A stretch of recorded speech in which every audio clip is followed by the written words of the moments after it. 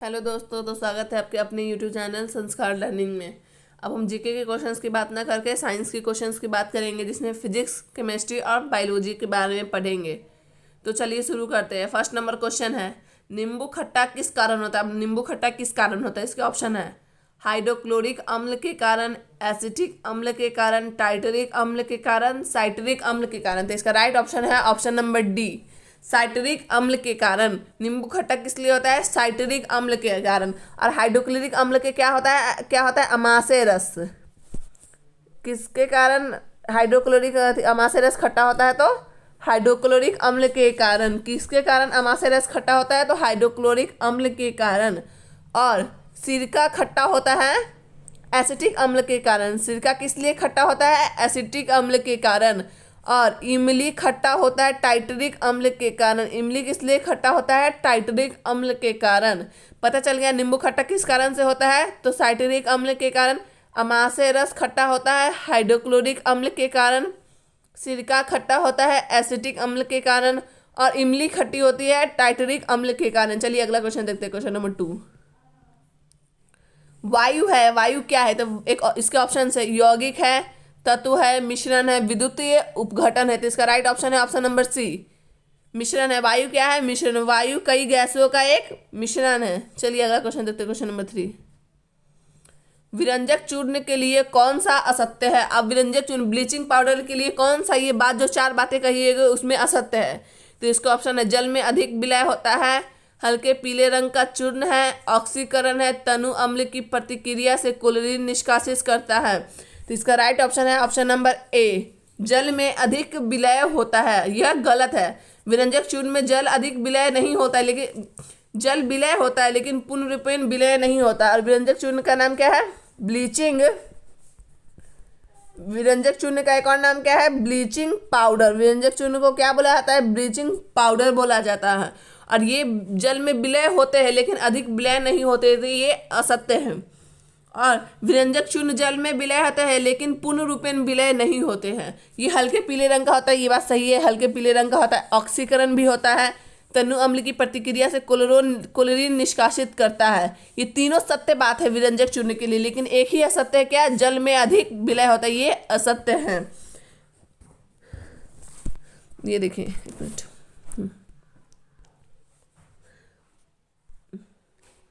CaO2 और chlorine अभिक्रिया प्रतिक्रिया कर CaOCl+H2O बनाता है। और ये क्या है, ये विरंजक चूर्ण है, विरंजक चूर्ण है।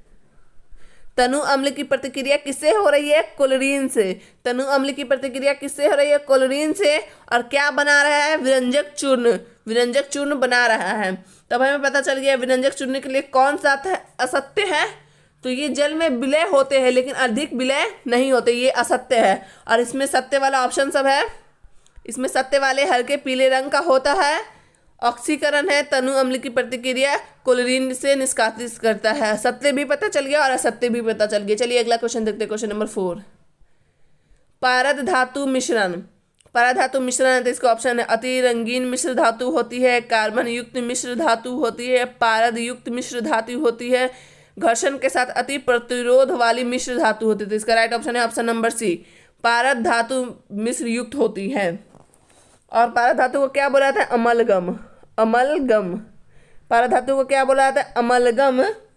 पारद धातु मिश्र युक्त होती है। और एक ऐसा ही है तत्व लोहा, लोहा, लोहा को छोड़कर प्राय सभी धातु पारे के साथ मिलकर अमलगम बनाती है। लोहा के अलावा जितनी सारी तत्व है, धातुएं हैं, वे पारा के साथ मिलकर अमलगम बनाती है, लेकिन एक लोहा ही ऐसा तत्व है, धातु है, जो अमलगम नहीं बनाते, पारे के साथ मिलकर अमलगम नहीं बनाते। इसको अपवाद भी, लोहा को अपवाद भी बोल सकते हैं। चलिए अगला क्वेश्चन देखते हैं, क्वेश्चन नंबर 5।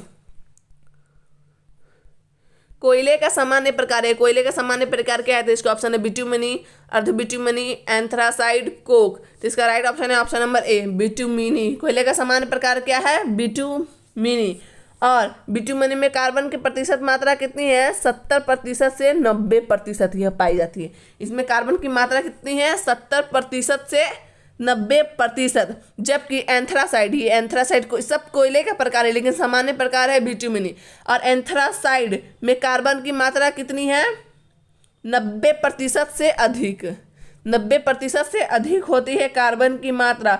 और यह बहुत कठोर, ठोस, बहुत कठोर होती है और इसके भंडार भी सीमित है। चलिए अगला क्वेश्चन देखते हैं, क्वेश्चन नंबर 6। भारत की राष्ट्रीय पशु है। अब राष्ट्रीय पशु पूछ रहा है तो क्या है? ऑप्शन मयूर, गाय, सिंह, बाघ। तो इसका राइट ऑप्शन है ऑप्शन नंबर डी, बाघ। भारत का राष्ट्रीय पशु क्या है? बाघ। और राष्ट्रीय पक्षी क्या है? पक्षी पूछेगा तो मोर। राष्ट्रीय मिठाई पूछेगा, मिठाई तो क्या? जलेबी। राष्ट्रीय फूल तो कमल। राष्ट्रीय, और ये बाघ में कौन आ जाएगा? बाघ में क्या आएगा? इस बाघ में कौन सा है? Panthera, Panthera tigris, Panthera tigris Linnaeus, Panthera tigris Linnaeus, Panthera tigris Linnaeus, ये बाघ का प्रकार है। जबकि मयूर में जब राष्ट्रीय पक्षी पूछ दिया और वो मोर हो और उसमें कौन है? तो पावो, पावो क्रिस्टेट्स, पावो क्रिस्टेट्स। चलिए अगला क्वेश्चन देखते हैं, क्वेश्चन नंबर 7।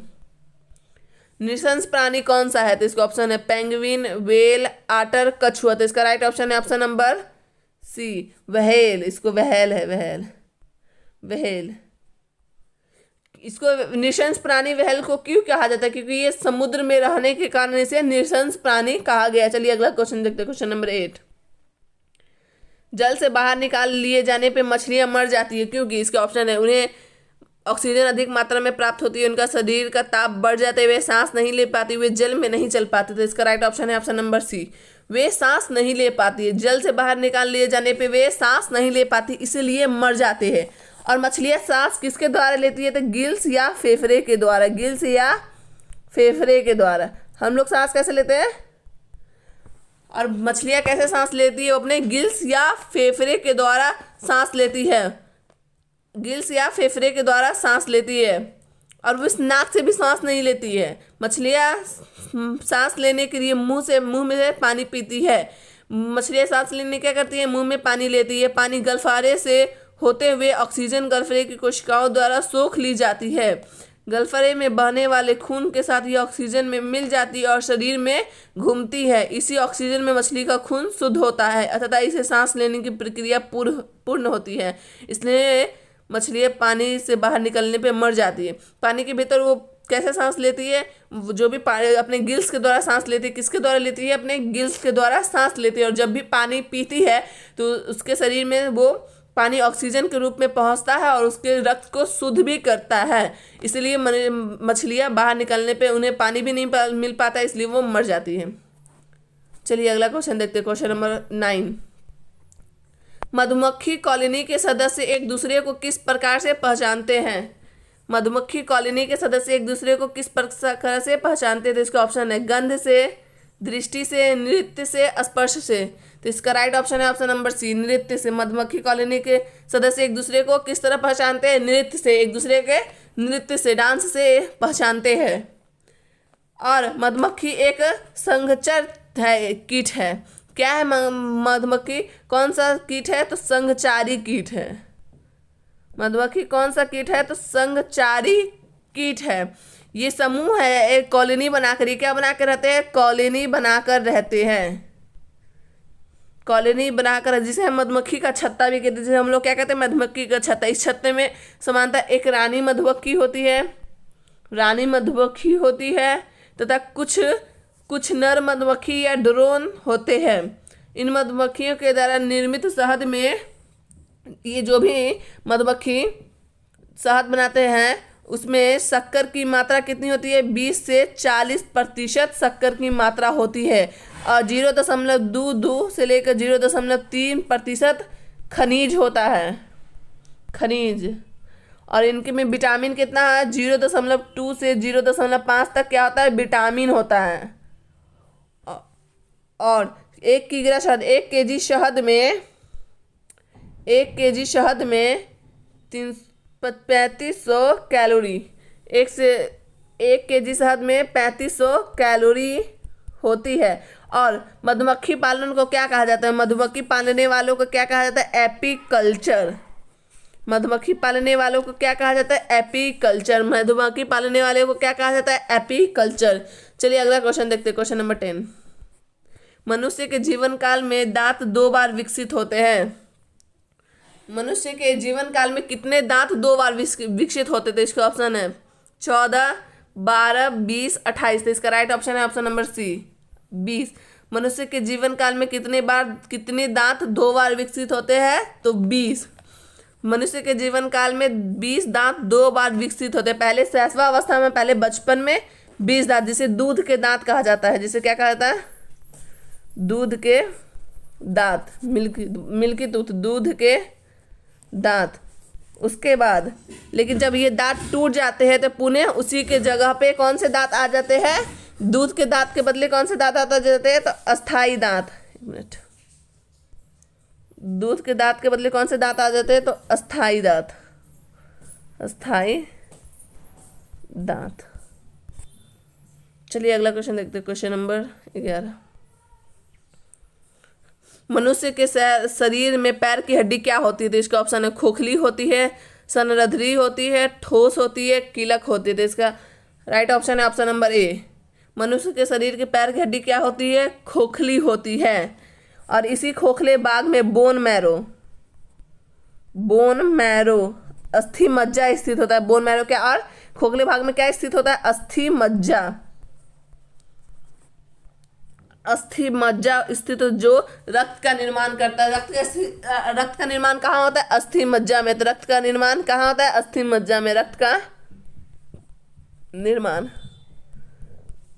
चलिए अगला क्वेश्चन देखते हैं, क्वेश्चन नंबर 12। मनुष्य के खोपड़ी में कुल कितनी अस्थियां होती है? तो इसका ऑप्शन 29, 30, 32, 34। तो इसका राइट ऑप्शन है ऑप्शन नंबर ए, 29। मनुष्य की खोपड़ी में कुल कितनी अस्थियां होती है?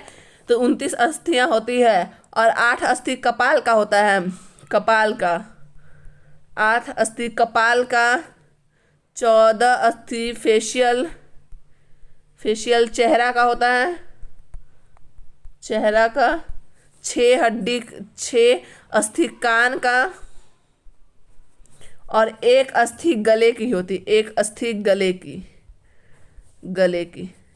तो मनुष्य की खोपड़ी में कुल कितनी हड्डी होती है? तो 29। 8 कपाल का होता है, उसके बाद 14 चेहरे का होता है, 6 कान का होता है, और 1 गले की हड्डी होती है। चलिए अगला क्वेश्चन देखते हैं, क्वेश्चन नंबर 13। आधुनिक मनुष्य के हाल का पूर्वज है। आधुनिक मनुष्य के हाल का पूर्वज कौन है? तो इसका ऑप्शन है जावा मनुष्य, क्रो-मग्न मनुष्य, नियांडरथल मनुष्य, पेकिंग मनुष्य। तो इसका राइट ऑप्शन है ऑप्शन नंबर सी, बी, क्रो-मग्न मनुष्य। आधुनिक मनुष्य के हाल का पूर्वज क्या है? क्रो-मग्न मनुष्य। और हम मनुष्य का वैज्ञानिक नाम क्या है? तो होमोसेपियंस, होमोसेपियंस। मनुष्य के वैज्ञानिक नाम क्या है? होमोसेपियंस। और ये हमारे पूर्वज हैं। क्रो-मग्न मनुष्य के जीवांश फ्रांस को क्रो-मैग्न नामक गुफाओं से प्राप्त हुए। और कहाँ से प्राप्त हुए? फ्रांस से प्राप्त हुए हैं, इसलिए इसने क्रो-मग्न मनुष्य कहा जाता है। इनकी उत्पत्ति 30 से 40 हजार वर्ष पूर्व हुई थी। 30 से 40 हजार वर्ष पूर्व हुई थी, लेकिन ये 10,000 वर्ष पूर्व ही विलुप्त हो गए, और 10,000 के बाद ही ये विलुप्त गायब हो गए। चलिए अगला क्वेश्चन देखते हैं, क्वेश्चन नंबर 14। माँ पौधे की भांति पौधा मिलता है। अब माँ पौधे की भांति पौधा कहाँ मिलता था? इसका ऑप्शन है बीजों से, कटा तना से, इनमें से किसी से नहीं, ए एवं बी दोनों से। तो इसका राइट ऑप्शन है ऑप्शन नंबर डी, ए एवं बी दोनों से। ए एवं बी में क्या कहते हैं? बीजों से और कटा तना से। देखिए, माँ पौधा की भांति पौधा मिलता है, माँ पौधे की भांति पौधा मिलता है, तो ये दोनों में मिलेगा, बीजों में भी मिलेगा और तना में भी मिलेगा। कहाँ मिलेगा? बीजों एवं तना दोनों में, बीजों एवं तना दोनों में मिलता है। तो इसका राइट ऑप्शन क्या होगा? ऑप्शन नंबर डी, ए एवं बी दोनों, बीजों एवं तना दोनों में। चलिए अगला क्वेश्चन देखते हैं, क्वेश्चन नंबर 15। 80% से अधिक सेल में पाए जाने वाला पदार्थ है। 80% से अधिक सेल में पाए जाने वाला पदार्थ क्या है? तो इसका ऑप्शन है प्रोटीन, चर्बी, खनिज, जल। तो इसका राइट ऑप्शन है ऑप्शन नंबर डी। इसका राइट ऑप्शन क्या है? ऑप्शन नंबर डी, जल। 80% से अधिक सेल में जाने वाला पदार्थ क्या है? जल। 80% से अधिक सेल में क्या पाया जाता है? जल पाया जाता है। 20% क्या पाया जाता है? प्रोटीन पाया जाता है। वसा पाया जाता है। कार्बोहाइड्रेट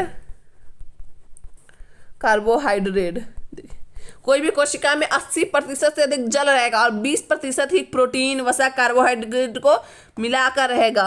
और कोशिका क्या है? सेल क्या है? शरीर की सबसे छोटी और कार्यात्मक इकाई है। सबसे छोटी सेल क्या है? कोशिका सबसे छोटी, एक मिनट, सेल क्या है? सबसे छोटी, शरीर के सबसे छोटी कार्यात्मक इकाई सेल है। सेल को क्या बोलते हैं? कोशिका। कोशिका किसे कहते हैं? शरीर की सबसे छोटी एवं कार्यात्मक इकाई को क्या कहते हैं? कोशिका कहते हैं। और प्रत्येक जीव का निर्माण किससे होता है? कोशिका से होता है। प्रत्येक जीव का निर्माण किससे होता है? कोशिका से। 80% अधिक सेल में पाया जाने वाला पदार्थ क्या है? तो जल। चलिए अगला क्वेश्चन देखते हैं। Question number 60। इंसुलिन प्राप्त होता है। इंसुलिन कहाँ से प्राप्त होता है? इसका ऑप्शन अदरक के प्रकंड से, डालियों की जड़ों से, बालसम पुष्प से, आलू के कंद से। इसका राइट ऑप्शन नंबर बी। डालियों की जड़ों से क्या प्राप्त होता है? इंसुलिन। डालियों की जड़ों से क्या प्राप्त होता है? इंसुलिन। जिससे इंसुलिन से कौन सी दवा? इंसुलिन किसकी दवा है? तो डायबिटीज, मधुमेह रोग या डायबिटीज जिसको शुगर का बीमारी बोला जाता है। डायबिटीज के लिए जो दवाई बनाई जाती है, इंसुलिन, कहाँ से बनाई जाती है? डालियों की जड़ों से। कहाँ से बनाई जाती है? डालियों की जड़ों से। चलिए अगला क्वेश्चन देखते हैं। Question number 70। अरविंद खुराना को किस आविष्कार के लिए सम्मानित किया गया था? अरविंद खुराना को किस आविष्कार के लिए सम्मानित किया गया था? तो इसका ऑप्शन है प्रोटीन के संश्लेषण के लिए, जीन के संश्लेषण के लिए, नाइट्रोजन संश्लेषण के लिए, उपयुक्त में से कोई नहीं। तो इसका राइट ऑप्शन नंबर बी, जीन के संश्लेषण के लिए। अरविंद खुराना को किस आविष्कार के लिए सम्मानित किया गया था? तो जीन के संश्लेषण के लिए। और ये कहाँ के भारतीय मूल के अमेरिकी वैज्ञानिक अरविंद खुराना ने 1968 ईस्वी में, कब? 1968 ईस्वी में जीन का संश्लेषण के लिए जेनेटिक कोड की खोज की। किसकी खोज की? तो जेनेटिक कोड की। कब की? तो 1968 ईस्वी में अरविंद खुराना को किस आविष्कार के लिए सम्मानित किया? तो जीन के संश्लेषण के लिए। और इन्होंने जेनेटिक खोज कब की? जेनेटिक कोड की खोज कब की थी? तो 1968 ईस्वी में। चलिए अगला क्वेश्चन देखते हैं। Question number 80। संसार का सबसे बड़ा पुष्प, संसार का सबसे बड़ा क्या बोलते हैं? सबसे बड़ा फूल क्या है? तो इसका ऑप्शन है कमल, रेफ्लेशिया, बहुत बड़ा कैक्टस, इनमें से कोई नहीं। तो इसका राइट ऑप्शन है ऑप्शन नंबर बी, रेफ्लेशिया। संसार का सबसे बड़ा पुष्प क्या है? रेफ्लेशिया। और पूछ दिया सबसे छोटा। बड़ा तो पता चल गया क्या? रेफ्लेशिया। और छोटा क्या होगा? बुल्फिया। छोटा क्या होगा? बुल्फिया। संसार का, पूरे विश्व का पूछ रहा है सबसे बड़ा पुष्प, सबसे बड़ा फूल क्या है? तो रेफ्लेशिया है। और सबसे छोटा फूल क्या है? तो बुल्फिया। चलिए अगला क्वेश्चन देखते हैं। Question number 90। तना कटा आमतौर से किसके प्रवर्धन के लिए प्रयोग होता है? जो तना कटा आमतौर से किसके प्रवर्धन के लिए प्रयोग होता है? तो इसका ऑप्शन है केला, गन्ना, आम, कपास। तो इसका राइट ऑप्शन है ऑप्शन नंबर बी, गन्ना के लिए। कटा तना आमतौर से किसके प्रवर्धन के लिए प्रयोग होता है? तो गन्ना के लिए। कटा तना आमतौर पर गन्ना के प्रवर्धन के लिए प्रयोग किया जाता है। कटा तना आमतौर से किसके प्रवर्धन के लिए प्रयोग होता है? तो गन्ना के लिए।